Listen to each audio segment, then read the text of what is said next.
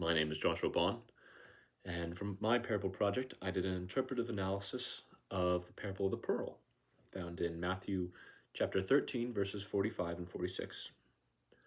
The original parable goes, "The kingdom of heaven is like a merchant in search of fine pearls.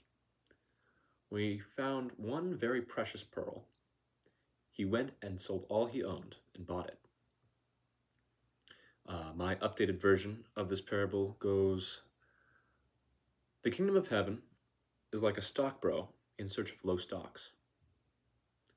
When he discovered a Bitcoin, he went and sold all his shares and bought it." Now, to understand the original parable, to truly understand the original parable, one has to understand the significance that pearls had in the first century and ancient world. Pearls were exceptionally rare. They're a pretty common jewelry item today, but they're exceptionally rare back then. And as such, they were the preeminence of lucrative objects. So much so that a pearl became a figure of speech for would have been a figure of speech for Jesus' audience, for something that is of supreme value.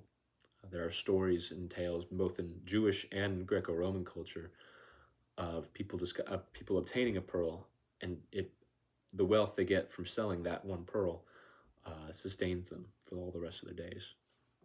So a pearl, this is not just a run-of-the-mill merchant. This is a merchant engaged in a very lucrative business.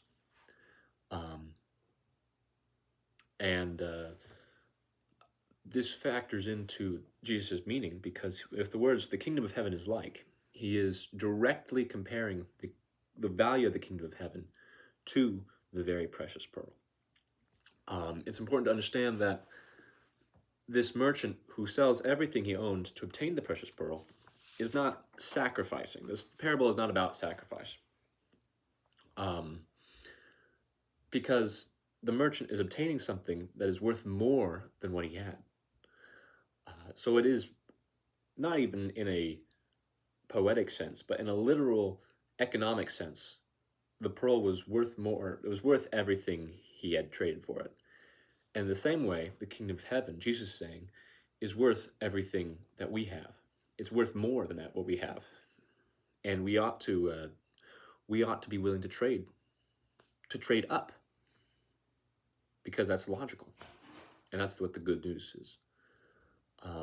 For my updated parable, the kingdom of heaven is like, I'm going to say it again, the kingdom of heaven is like a stock bro in search of low stocks. When he discovered a Bitcoin, he went and sold all his shares and bought it. Now, I want to capture the same relevance that pearls had in the first century for a 21st century audience. And while I don't have a wide or super intuitive understanding of how the stock trade and cryptocurrency actually work, I do know Bitcoin has become somewhat of a buzzword for something that is that just obtaining one. I think the current value is somewhere around $84,000. Just one Bitcoin is worth a lot of money. And I feel, and I think, and that makes it relevant for wouldn't be so. It'd be insane to say that to any other audience other than a 21st century audience, because it's such a recent thing. But I think because it's become very popular, it would make sense to a modern audience. You may also note that I used the term stock bro. Now, I wasn't totally sure if this was a well-known term. The internet will tell you that it's an abbreviation, like a legitimate abbreviation for stockbroker. But that was not my immediate intent. For me, a stock bro, as it's referred to in like meme culture, internet memes, is something like a college student or a fraternity guy who dabbles in the business industry and who has a lot of like research and practical knowledge about cryptocurrency and about stocks, but is really an amateur at, not a professional, but an amateur at the whole business.